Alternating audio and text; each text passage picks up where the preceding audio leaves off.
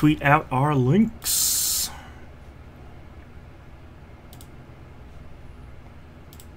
Alright, good night, Manuel. What are you? Hey, guess what? We're live. We are.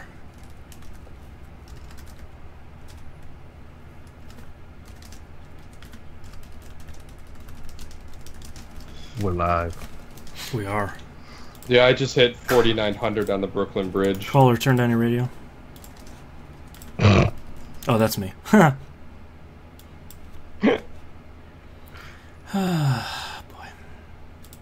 I'm good with computers. Yes, of course. What? I went up in rank on that? What the fuck? I was 103 when I went in. Now I'm number 105. In the event? People play too. Yeah, somebody else is playing. Eat a dick. I mean, they might. God damn it! Now I finally get Carol Danvers. Son of a bitch. Oh, I don't have her yet. I have the other one. I needed the that last two-star time. one. So I got. So here, you guys are talking about important this. I just pull up one token 4-star. Like, Jeez. I'm just pulling 4-star covers. Don't mind me. Fuck you, nubs. Like, I literally can't even fucking get my... Fuck? It's the next one! Ah, Jesus. What tokens were you redeeming? Heroic? Yeah. Wow. And I literally can't even level up my fucking 2 stars. Alright. Who's getting the boot? Alright. Who are your 1-stars? I have Storm. Get rid of Storm. She's such a glass cannon at 1-star. She's a glass cannon at 2 stars. Alright. Oh, I get 3,000 for her because she's way leveled up. Just kick out anybody of your 1-stars. Everybody except for Juggernaut. Juggernaut can, at level 40, can take that first daily quest by himself. I also got X-Face Cyclops too. Isn't he 2-star? 3-star? Star. Yeah. What about the 1-star Hawkeye Classic? Oh, get rid of him. Just keep Juggernaut. That's the only 1-star you need. Especially since you have so many 4-stars. Almost got a 4-star stable here, kiddos. It's almost like him watching that channel on YouTube has blessed him in some way. Which What? channel? The Dragon Ball Z? Oh, Yes. Team 4-star? Ah, I got it. Okay. That was a thinker. Haha. Yes, it was. Yeah, boy. That's bananas that just happened. I can't... Just got 2 level 70 characters. Knobs, have you been putting hearts next to characters on your... Yes. Okay. Hey, Sacred What does Herb. that do? When you pull characters that are like 3 stars or above, every once in a while it'll give you a free cover. So like a character you really like or a character that's really powerful, you want to heart them, because it'll be like, oh, I pulled a 4-star here, and then I pulled a 4-star cover for one of the characters I like. I think that's how I got my Thanos. You know what's Probably. surprising is, whatchamacallit's a good one, Ares. Is 2-star? I haven't used that too much. I didn't. Black Widow. I wasn't getting covers for him for way too long, so he fell behind. Alright, we'll start here in a minute. We'll give people a chance to hop in, a chance for Knobs to go through his stable. I'm really close to getting rid of Venom, the Dark Avengers Venom. The 1-star? Yeah. Fucking trash him. Get rid of every 1-star except for Juggernaut. Thank you. What? Why? Because you don't I need like them. that. Because you can only go into the 1-star mission in Deadpool's daily quest with 1-star characters. You can't bring 2 stars in. Juggernaut can solo that by himself, which means you are freeing up 2 other slots for 2 stars and higher. Yeah, and the level cap for 1-star characters is only 40, so they're doing nothing for you.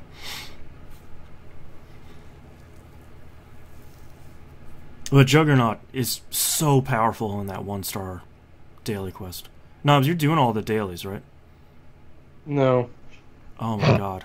You're missing out on so much stuff. What are you talking about, the dailies? The Deadpool daily quest. Daily. Yeah, like, I don't do those at all. You Take a deep breath, Boston. I know, I'm trying.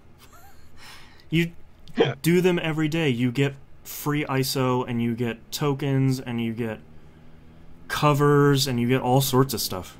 And each mission is so easy with the roster you have right now. Well, the only 1-star character I have right now is Iron Man. Where'd your Juggernaut go? I deleted him.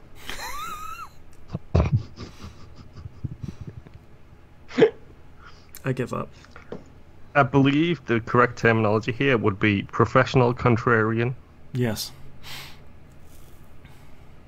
You're talking to the dude that trolls his neighbor on a daily basis. That's true. Oh, I'm aware.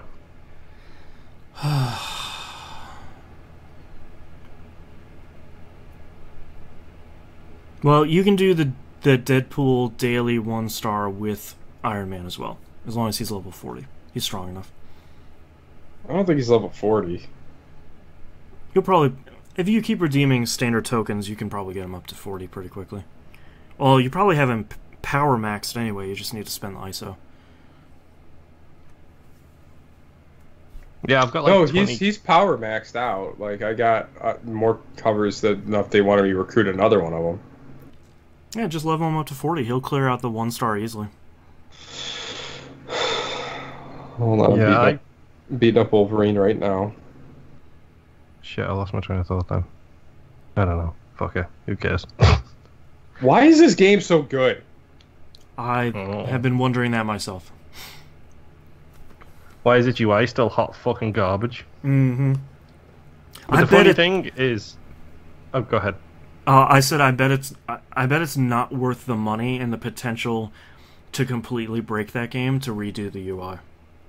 Mm-hmm.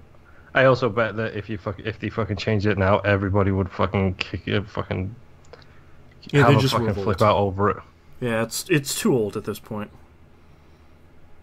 It's a shame because it's not even up to like standard resolution that stuff is now. Fuck off, Quicksilver. Alright, Knobs. I hate when you do that and you only get 1 hit point. Like, that's like the most infuriating thing. When you're what's now going on? No, when you move some tiles over and it only throws 1 hit point at them. Oh, because they have too many. Delete the shields. Yeah, they have too many shields down. Sounds like. Yep. All right, Knobs. Once you're done with that match, let's get started.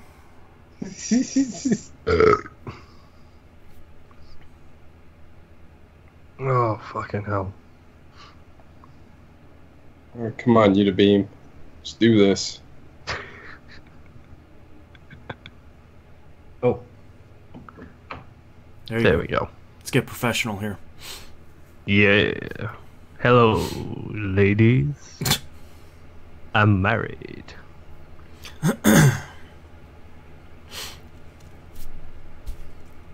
Really? I don't know anymore. I just work here. Today's my first day. The Hello Ladies was also a professional wrestling reference that probably none of you would get.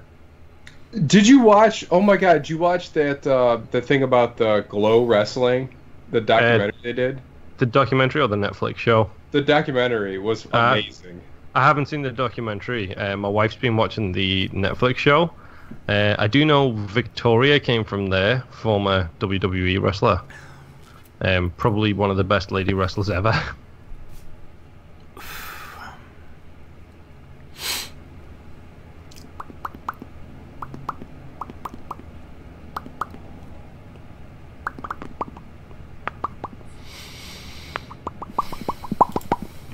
Oh, the stars! I get it now. Okay. What? He's just seen the star rankings on the Deadpool's daily quest. Alright, I'm closing it. Lies. Alright. Oh, best thing happened to my fucking iPhone today. It thinks. Did you play with us Monday night when I was doing that? I can't remember. Yes, I did. So, the last match we played, every time I killed someone, I just went... Every fucking time. And I was having a monster game. I don't know why I do the show anymore.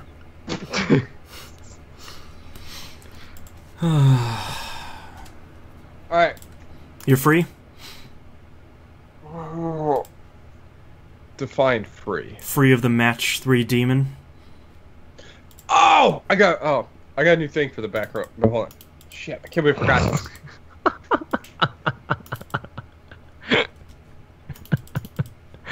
I just want to go get food. One day I'm gonna have an aneurysm on this stream.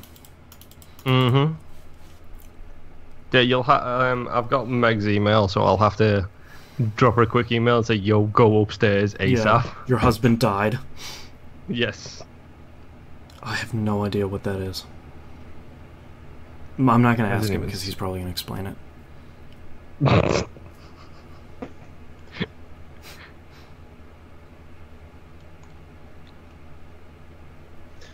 I'm disappointed it's so small because I wanted to make a head cover out of it and put it on my golf clubs.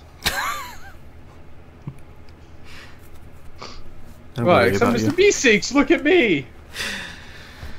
Oh, God. Keep your shoulders square, Jerry! Try and relax. Dare I ask what that's from? Oh, it's Rick and Morty. Oh, okay. You haven't seen the Meeseeks episode? I haven't seen any episode. What? Yeah. I've seen a little bit. Best thing was we were trying to figure out what we could watch last night with the brother-in-law here. He's 14, and we are very strict. We are very strict about what we allow him to see. And Jess was like, "Oh, I might put Rick and Morty on." I was like, "Nope, nope, nope." That's perfect for 14-year-olds. I was like, "That's very much not a Ben show." And she's like, "In what way?" I was like, "It's just not. Trust me." What did you guys end up watching? Metalocalypse?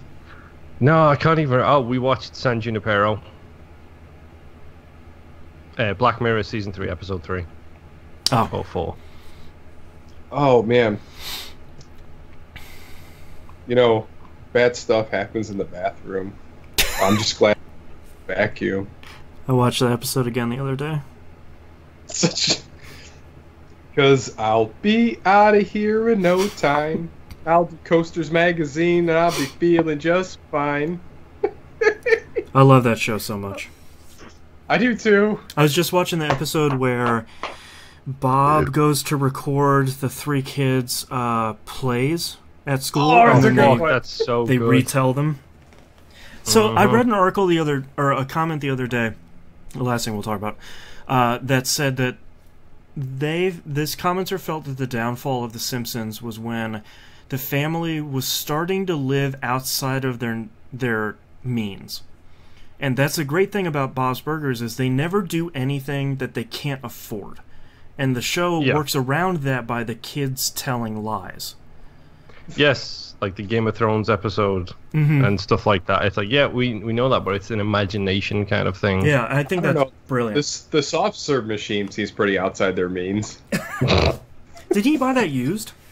Yes, it's got a did. dent in it. Yeah. Well, now it does after the shark ate it. Here's something fucking stupid. Me and my wife watched... Shark! Oh my god! It's getting My all wife logy and I from the wa- soft serve. Sorry, My wife and I watched Bob's Vegas on Netflix, and they had seasons 1 to 5. So we watched them all. We blew through them, and then Netflix decided to not re-up the Bob's Burgers contract. So it's over on Hulu now. We started watching it on Hulu.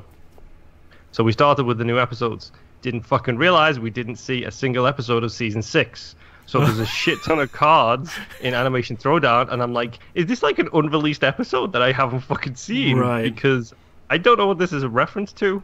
Oh man, that one where he's trying to get the meat monger to confess to selling meat. Yeah. That one's great. The one with the Capoeira instructor. A pishesh. What sound are you making? Pishesh. Pishesh. Yeah. The one with the fucking fish church? Oh, the fish church, yeah. The fish church, and then the one where Teddy gets the boat, See Me Now. Are you seeing this? Are you seeing this? But Teddy's been like... I like Teddy in the golf course when he's stealing the golf balls. He's washing them at the restaurant. Yep. Where he's trying to put the hose in his mouth and he goes, you've done this before, right? Well, never gone this deep. One of my favorite thing is that capoeira instructor going pishesh, and Bobby and like, what noise you're making? Pishesh. No, my favorite's when he's talking to the kids, he gets down on his knees. He's like, he's got to go. Like. Oh god, that show is so good. Mm-hmm. When he says namaste, he's like, son of a bitch. The witch episode as well is probably one of my favorites. Oh, fuck me. What about the astronaut episode with Tina and the mom, where she's wearing that shirt that has like the bikini body on it? Oh. And they put the suds in the fountain, they get thrown out. Oh god. Okay. The best thing about Bob's Burgers is A-Shot Benjamin's. Oh god. Yeah. Like on every episode. All right, you guys ready? We're going to be. We'll get into Bob's Burgers tomorrow. Yeah. Please check the pre-show tomorrow. All right, starting in 3, 2, 1. Welcome back to another episode of TVGP Game Club. It's the third Saturday of the month, so let's talk about our recent game, Oxenfree. I'm your host, Boston. Joining me, as always, is Knobs. Ooh, baby. And Moonpeer. Ooh, yeah. All right, let's break down this episode real quick before we get into the meat of things. And now, of course, the birds are coming out to chirp, chirp, chirp. This game was released on January 15th, 2016 for PC and Xbox One, and then just sort of trickled out for a bunch of platforms after that, so we'll not list all of them out. It came out on PC, PS4, Xbox One, OS X, Linux, iOS, and Android. Published and developed by Night School Studio, which is a really great name for a studio. Yes, it is. Metacritic 79, OpenCritic 81. Peers for release date. We have a couple of games here that maybe potentially eclipsed this title. Amplitude, Punch Club, That Dragon Cancer, which probably got the majority of the titles for that month, or the headlines for that month. Darkest Dungeon, which also did incredibly well, and The Witness. So. Oh well, that last one definitely explains it all. Yeah, sort of sandwiched between a lot of really good, and this was mostly just January releases. Usually I'll take a quarter, but January of the last year was pretty great for indie games. And that question we ask every time: top of the pile or overlooked? Overlooked. Overlooked. I kind of go with both. I feel like it had a lot of coverage as soon as it came out, and everyone's like, this game is really great, and then died off basically when That Dragon Cancer came out. Oh, about as long as the game lasts. Heyo. No, I think the circles who knew about it screamed as loud as they could about it, but none of the rest of us were listening. Yeah. No. And if this wasn't a Game Club game, I probably never would have played it. No. And I'd be poorer for it. Yeah. Oh, yes. Sorry, I forgot to put which game is next here in the list. All right, done. What is next? We'll talk about it at the end. Spoilers. What? All right, let's talk about the game itself. What we liked, what we didn't like. I'll start off real quick. I think, and we talked about this a little bit. Moon and I did last week.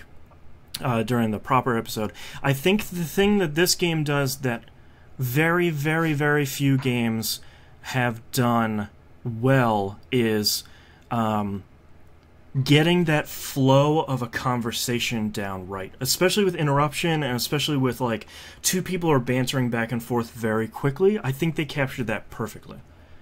Yeah, but sometimes, like, when you get to put that input in, like, I kind of didn't want to interrupt, and by the time, lost my opportunity to say something, they're like, well, okay. Yeah. You're just not going to say anything? I'm like, but I wanted to. I tried, man. Yeah, it's a little inconsistent sometimes with when you're going to interrupt, and then when you make a choice, and it's just going to hang out on screen for a little bit.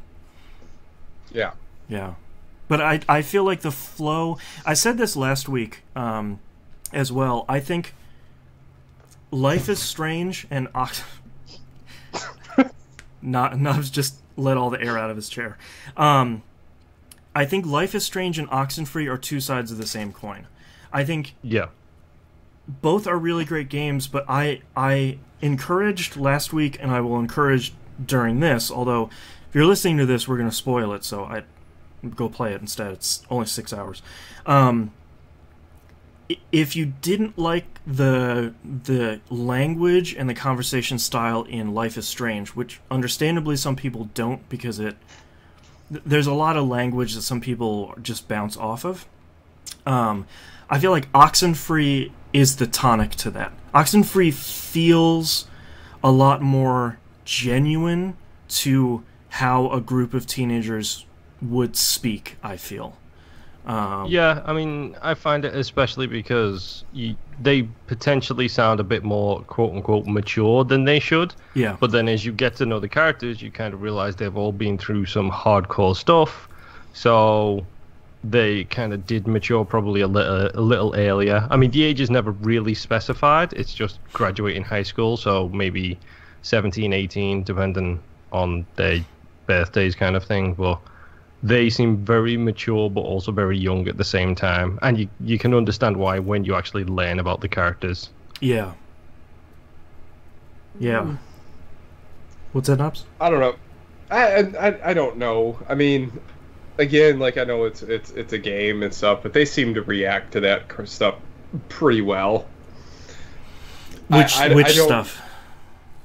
The being possessed part. Oh, Like, they seem way cooler with that than I'd be if I was in any one of those situations. Yeah, if you haven't played the game by now, this is the point where you stop this and you go play it now. It will not take long. Yeah. And we'll be here. Yes. We'll be here when you unpause it, and it will be worth your time. Trust us. Yeah, I think the thing that struck me this time when I was playing it is, I agree with you, I think at some points they do seem a lot less shocked about possession when...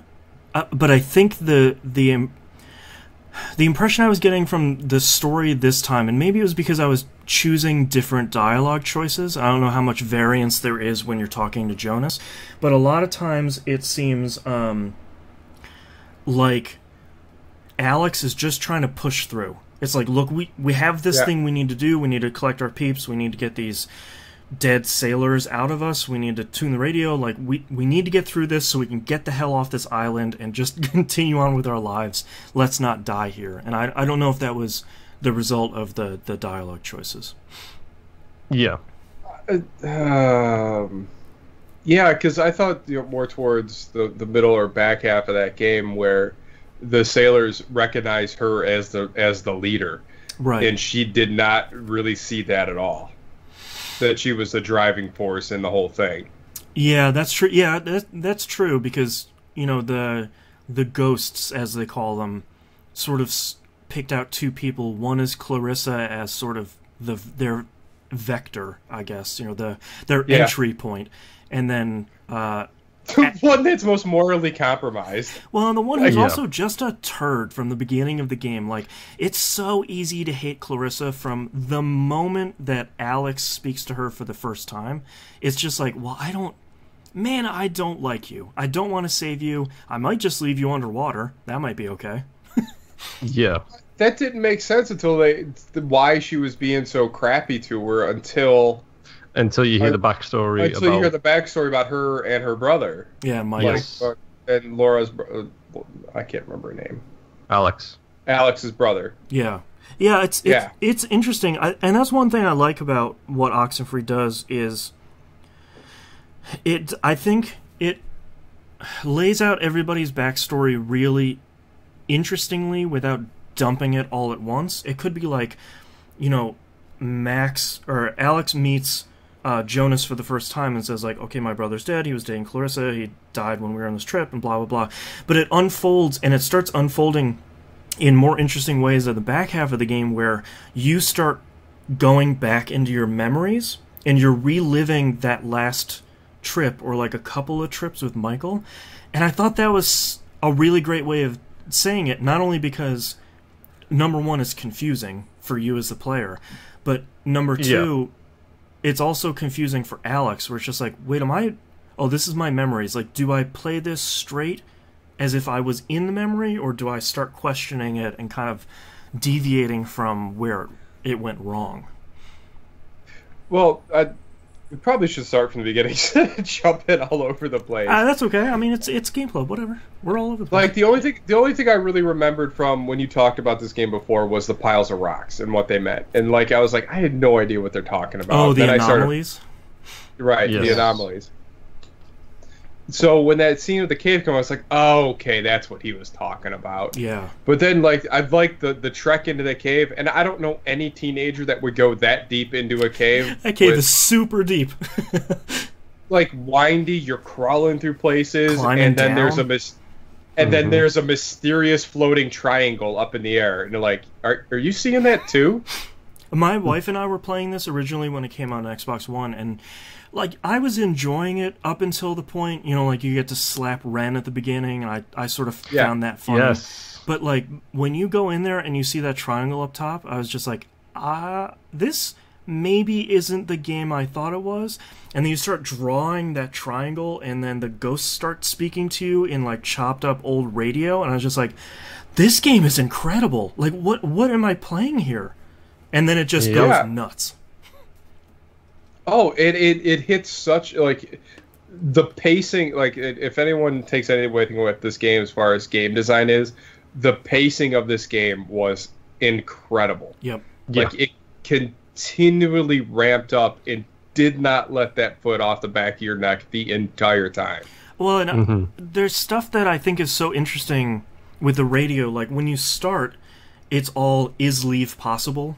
You know, it's this very chopped up sort of speech. By the time you get to the radio school, you know, it gets a lot better. It's more clear language. Yeah, kind of like thing. You're playing that Hangman, and it's one voice asking you in complete sentences, and then by the time you're at the end and you're making a large choice about what to do with Clarissa, they're speaking through Clarissa, and it does that stuff that I love, where it's layering 2 or 3 voices at the same time, and the progression of the communication of the ghosts to you throughout the whole game is so cool. Yeah. I mean, I'd just like to say, not since Dead Space 1, 2, and the Battlefield games have I enjoyed the sound design in a game quite as much as I did in this. Yep. It's very simple, but it amplifies every single moment of tension so much because they play with that music so well. Yep. Especially the repetitive notes and strings that you hear throughout the course of the game. Like when you're winding up those tape players, it's always playing that sort of backwards song, but kind of not. I didn't realize before, I was doing some research on the game before we started recording, and Scientific did the soundtrack, which I love his work in this game. I also didn't realize he did all the sounds for the game too, so he did the whole sound design, and I think that really pays off in the game because it allows the sound effects and the radio work and the static noises and the music and all that stuff to play together and play off of each other, and I think it's so great. Oh yeah. From start to finish, this game is incredible. Yeah. Yep. I mean, this is a game I never would have played ever. Yeah. Yeah. I mean, for me, it would have been on my list of things to play because of Boston's recommendation, but it would have been put to the side until literally I had nothing else to play, and that's never going to happen. 2025. I would have flat out ignored this. Yeah. Like, I was like, oh yeah, that seems neat. And then you see nothing really draws you in on the art design. It's like, oh great, there's another chick with blue hair. Yeah. Whatever. Great. Yeah. I can't wait to listen to say hella for 3 or 4 hours. Right. Yeah. Like, I did like the art style quite a bit, especially in the pictures that Nona was usually taking. I thought that was... Yes. It's a cool-looking game. oh, man. But, like, it harkens back to some of the mid to late 90s adventure games that I know Knobs and I played a bunch. You know, the LucasArts, the Sierra stuff. It really takes that same... the spirit of those games, you know, the puzzles and the mystery, and this, you know, is a little bit spooky. Moon called it a thriller last week. It's not really a horror game, but it's like I don't even think it's a thriller as much as it's kind of spooky. It's a good mystery game. Yep. Like, it just, to its core, like that, like running around the island and stuff, and going to the different environments, and even just traversing. And these kids are way better at climbing than anyone I've ever met in my life. Yeah, I know. Like, I can't. Yep. They scale a lot at like a 30-foot sheer vertical wall. Yeah. At some point, I'm like, what? And they do it at 4 o'clock in the morning after being through traumatic events having no sleep. Yeah. Well, that was the thing. Like, I don't think Alex's freak didn't have the, Alex's freak out didn't really happen as the way I felt it should have. Yeah, like she was keeping it together a little too much. Yes. Yeah, because like the part that always gets me, that I always forget about, is when you're in that radio school about halfway through. Clarissa, you know, turns into Starchild Clarissa, as they call them. She gets possessed, and she jumps off that building, and then you race downstairs, and she's gone. And it's just like, wait, what's happening? Oh, I almost started throwing texts out at that point when she's just hanging out on that ledge, and then all of a sudden she jumps. I was like, oh no. She just like falls straight out, and you're like, what is happening? This took a turn for the really dark. This game was dark to begin with. Yeah. And then there was the Ren moment in the underwater section, like where she sees Ren drowning, and then you see him on the rocks. And everything just goes downhill from there. Yeah. Oh, how brilliant were those time loops? Oh, yes. Yeah, I always expected to get sick of them. Because it's like, great, I'm going to play this same section, these same 2 minutes 4 times. But like that first one where you're walking past that little lake and there's the tent and the fire. Every time you loop, something is different. And you're looking at the screen, and you're like, was that fire lit before? Wait, is someone here? Why is there a ball there? The one that happened in that little room where you tune into the red light, and you come back out, and then there's a chair in the path. You're like, what's going on here? The first time loop as well, the one by the lake, and you see your reflection in the... No, I was just texting me about this. I saw Boston's reflection. Yep, because I was going to say I did not realize this until the end of the game when I saw it in the credits, but it lists the people in the credits who gives you those reflections. Yep. So I had Boston, you, and you. So what's great is, Knobs, because you made those decisions on the other side of the mirror, you send your decisions off to somebody else's game. Yeah. Yep. And I think that's brilliant, because like, those 3 options pop up, and they're backwards, and the colors are inverted, and you're just like, wait, I didn't even pick that. Like, why is someone telling me about Jonas? And once that loops back around at the end, you're like, brilliant, great. Well, yeah, because it shows your little gamer tag above the reflection. Yeah. Like, so the part that got me when it had like those, when you're doing the hangman, and then the other one in the house. And Mike Adler's house, yeah. Yeah. So when that happened, like, and then it flipped upside down, I got every one of those wrong. Yeah. I got the upside down one wrong. Yeah, because it flips your inputs. I flipped the input, and I'm like, what? All right, this one. And I'm like, oh, man, I know the answer. Don't yell at me. Yeah. Like... Yeah, that Maggie Adler stuff was... Alright, we should be live again. Let's continue. I was saying that I wish they give you the advanced radio earlier, the one that can unlock locks. Because I think the Maggie Adler letters puzzles are really interesting. The ones where you tune in like 140.1, I think it is. Yeah. And them using the military code to to tell you where these letters are. The letters are really interesting, but you get them right as you're about to escape, and I wish they gave them to you about at the halfway point, because I want to go read all of those letters. I always collect 4 or 5, and I really get interested, but I want to see the ending of the game. I don't want to go back and traverse through the whole game again to get these letters, because by the time you get the first 4 or 5 letters, you're finding out that Maggie Adler was the one who accidentally caused the sub to crash, and her and her friend Anna were going through this exact same experience before, and they weren't able to save the soldiers, and Anna is the one who got sacrificed before, like Clarissa could have been sacrificed this time. So it's the same thing happening again, as you find out at the end cutscene for this game. Well, and that's something. Yeah, probably that's where that gets flushed out. But do radio locks work like that? Like, that'd be really neat. I don't know if those exist. I always mean to look those up when I'm playing. I was like, this is kind of cool. But like, that'd be really interesting. Yeah. Oh yeah. I'm trying to think of what else. I like so much about this game. Did you, out of curiosity, Boston, did you start the silent playthrough? So yes, and I broke it almost immediately because I forgot that they patched New Game Plus and extra scenes in this version.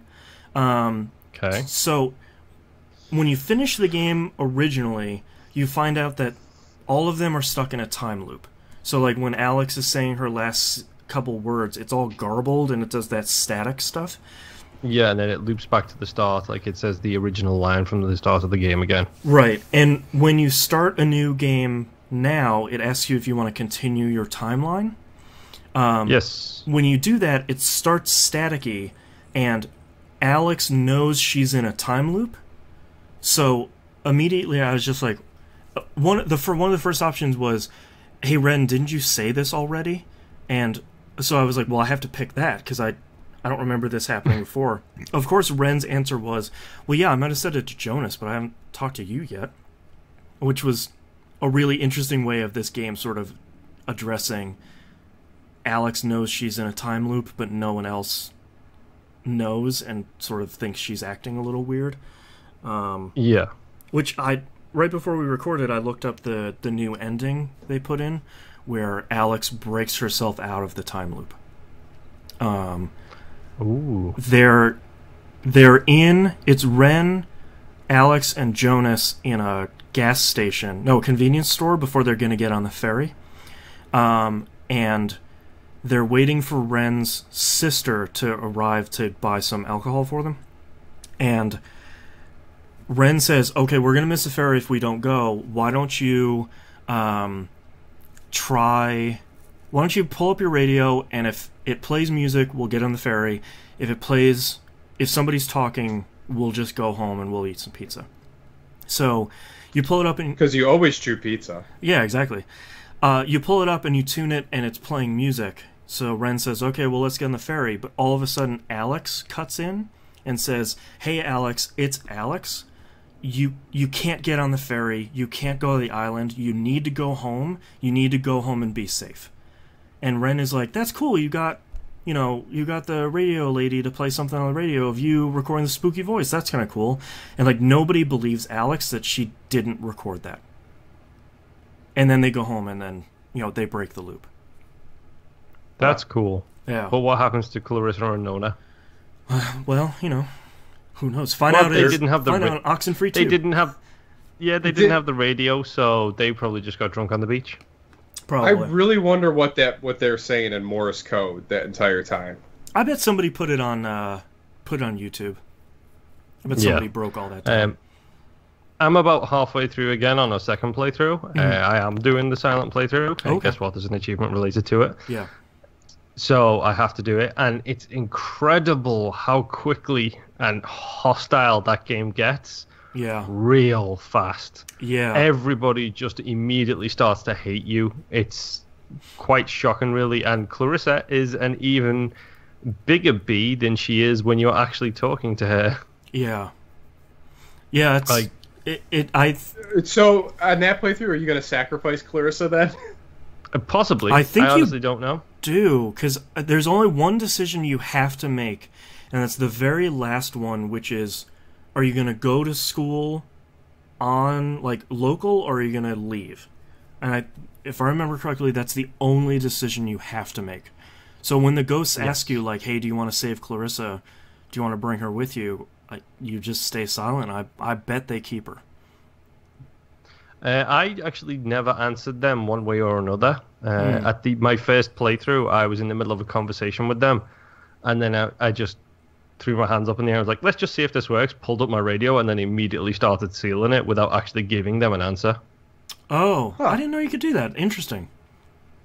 Because it was above me, and I thought, well, I'll just see if it starts to work now before I actually have this conversation with them. Because she was just making the same point over and over again. So I thought, well, I can't.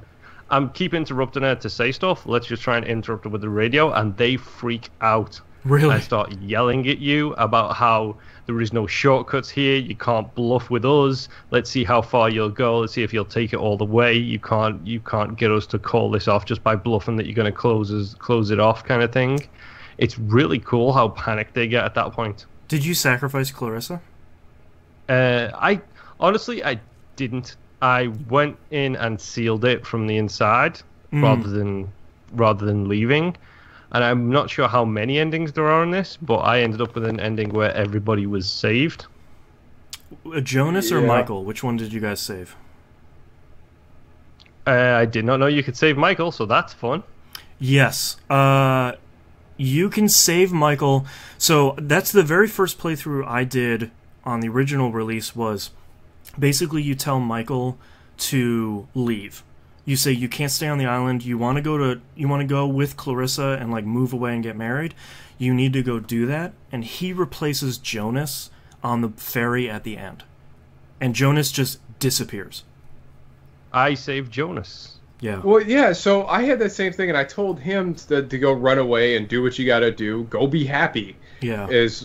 And I still had Jonas at the end on the boat. Yeah, was he still with Clarissa though? I think that might be the deciding factor, because I told him to dump her and leave, and I still got Jonas. Yeah, I think it might be a case of he has to be with Clarissa. Yeah, there's three options, and I forget. Why would you do that?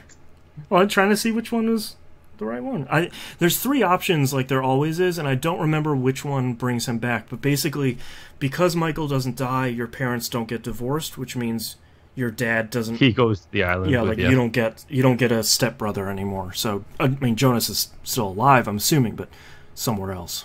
So yeah, and the only other difference is whether or not Ren and Nona are. Well, it's save Clarissa or don't, and that just means whether or not she shows up, and whether or not Ren and Nona are dating by the end of that. Yes, I got Ren and Nona together. I made Jonas my new brother, and I made Clarissa hate me.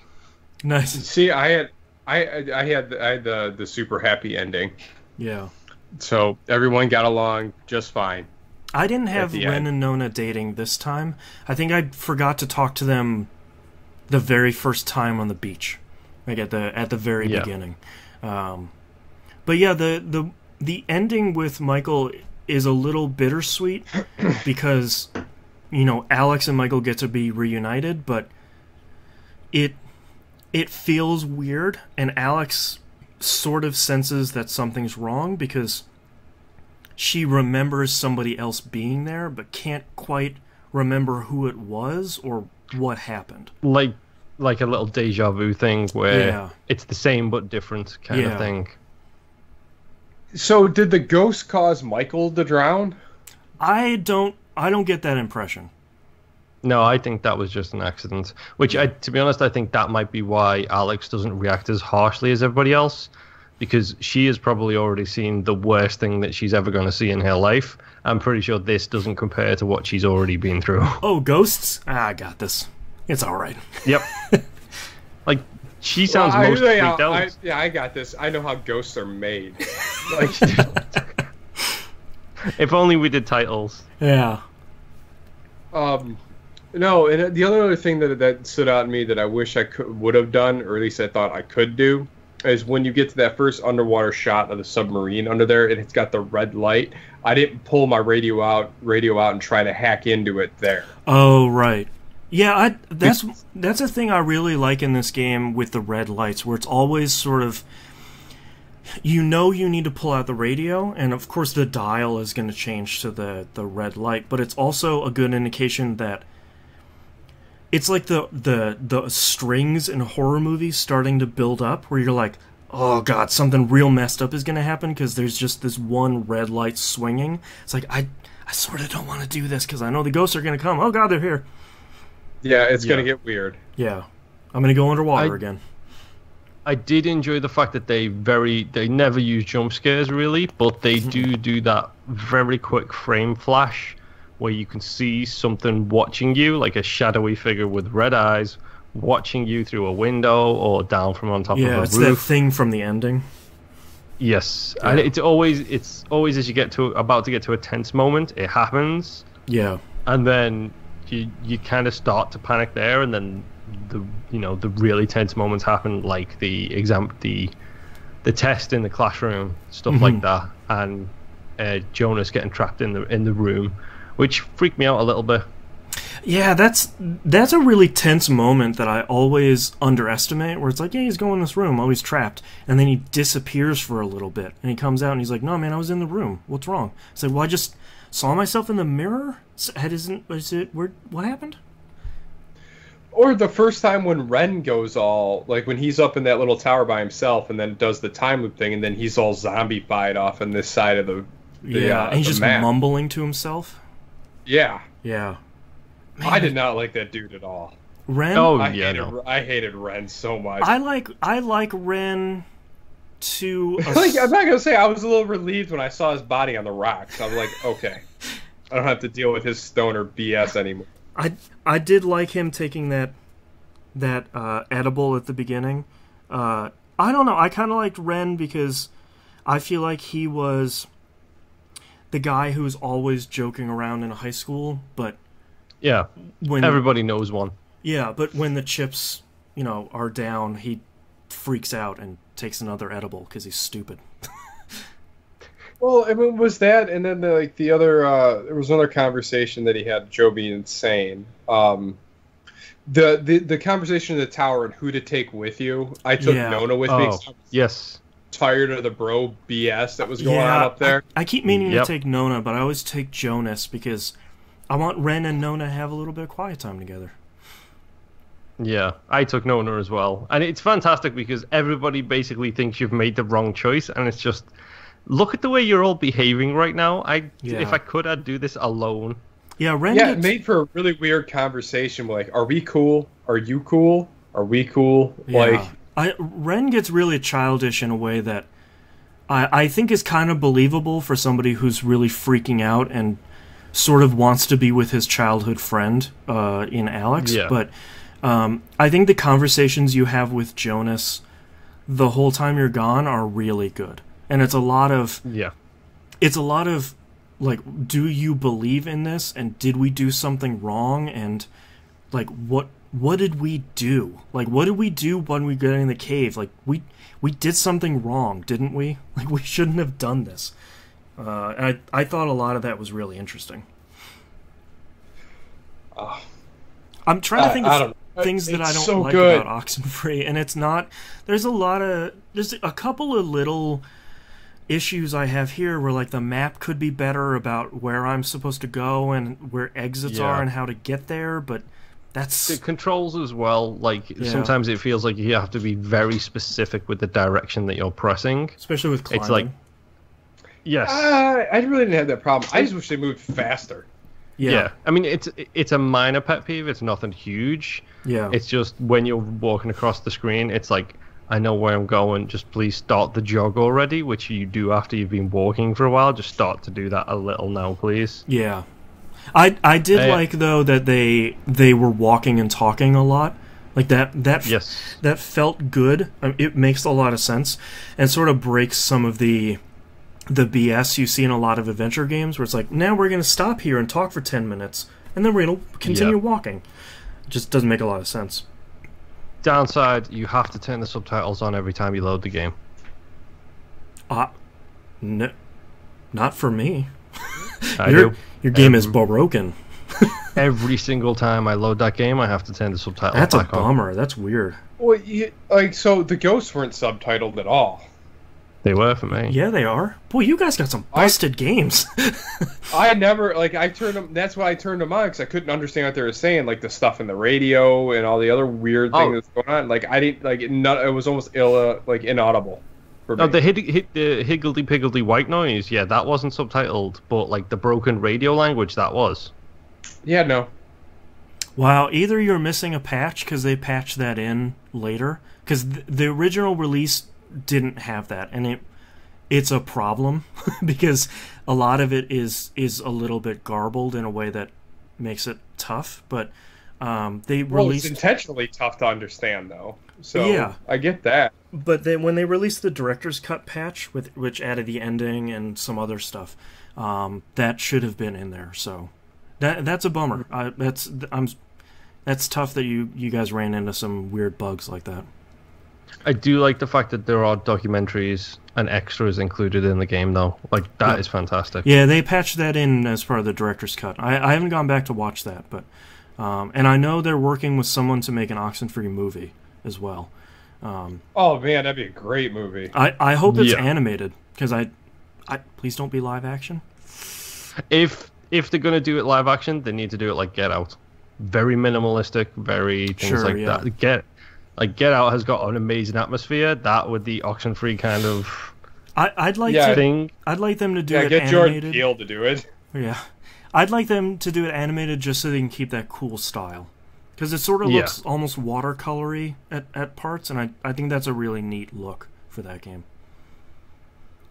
But I don't really. I think it's a fantastic game. It made it in my top 10 last year. It was pretty high because I think for a 6-hour experience, it's memorable. It's like Knob said, it's a tight experience. There's very little downtime. There's very little wasted space or points where nothing is going on, and it's a really solid, recommendable experience. Yep. Yeah. I cannot recommend it enough. Like, I've never been a fan of adventure games, but until Left 4 Dead, not Left 4 Dead, The Walking Dead. Oh, okay. Life is Strange, that type of game. Like, I've never been a fan of them until that point, and this, I think, it's a different kind of them, but it's probably my game of last year, this year so far. It's up there for me, and it's an experience that I was completely blindsided with. And it's like, again, like, if it wasn't for Game Club, I never would have played it. If I didn't have like guilt feeling that, man, I really want to play this game. Yeah. Screw it. Then just hop in and play it, and I was blown away. Half an hour in, you open up the portal, and you're just like, wait, what is? This is not the game I thought it was going to be. I had knew as little as possible other than a radio, and there's piles of rocks everywhere. Well, it's just like when we started playing Life is Strange, where you're like, okay, this is normal time travel? And you're like, I don't think I knew anything about this game. Okay. I knew the sounds that makes when you're closing in those triangles, and you're like, what? That is so good. And that's that really bassy noise. Oh. Yeah. Mm-hmm. So I knew about the portals, but I knew about that because of a quick look from Giant Bomb, and then they said, like, if you're interested now, you stop watching because things are about to get really weird. Yeah. And then they went about 10 minutes more, but I only knew about the portal, the start off portal, but I mean, like you said, the sound is so incredible. Like it's so minimalist, but at the same time so expertly done. Yeah. Like, every little noise feels like it has a purpose in that game, and it's amazing for it. Yep. Yep. Go to the sunken place. Yeah, and I think a cool little touch was when you're using the advanced radio and they're reading off the hints for where the Adler letters are. It's like the Ghost's and Clarissa's voice at the same time. And I thought I thought some of that little stuff was really cool. So, Oxenfree is still great. I think it's a hell of an experience, especially for only 6 hours. It's great. I'm glad it holds up. Well, it only came out last year, so. And I do not feel cheated for spending $20 either. That was an amazing game. Yep. All right, go ahead. I was just going to say, I got lucky and got it for the $10 because it went on sale again right after we announced it. I know. Of course you did. I bought it for $7 on PS4, and I was like, of course it goes on sale 2 days after we announce it. Mm-hmm. What's the next game on sale, Boston? Well, let's talk about our next game. We're going for a blast from the past. Castlevania Symphony of the Night. Oh, yes! And I don't think, Moon, I don't think you've played this, right? I have never played Castlevania Symphony of the Night. Okay. Oh, buckle up, kitten. Yeah, there's one recommendation I can make. When you finish the game for the first time, go look how to get to the second castle. It's really not obvious, and the game will let you think that you've played like 25% of it and be like, all right, see you next time. My only recommendation is you will beat it, and you will probably get quote-unquote the bad ending. Yes. But you can play way more of that game, and it's pretty easy to miss your first time through. So, Castlevania Symphony of the Night, my recommendation is the Xbox Live Arcade version. I think it's the fastest, smoothest one without bugs. And you don't have to unlock it, like the Castlevania PSP thing, whatever that was. Yeah, Castlevania Chronicles, I think it was. Draculina Chronicles. Yeah. So that would be my recommendation. I think it's also out on PS1. You can play it on your Vita, and I feel like there's another platform I'm forgetting, but if you have the 360 or you have an Xbox One, just play it there. That's the best version. But yes, we will see everyone in 4 weeks. Talk about Castlevania Symphony of the Night. We'll see you all next time. Laters. See ya. All right, thank you very much, everyone, for watching part 2 of our live stream. We'll see you next week. Or tomorrow, actually. Bye. Yep.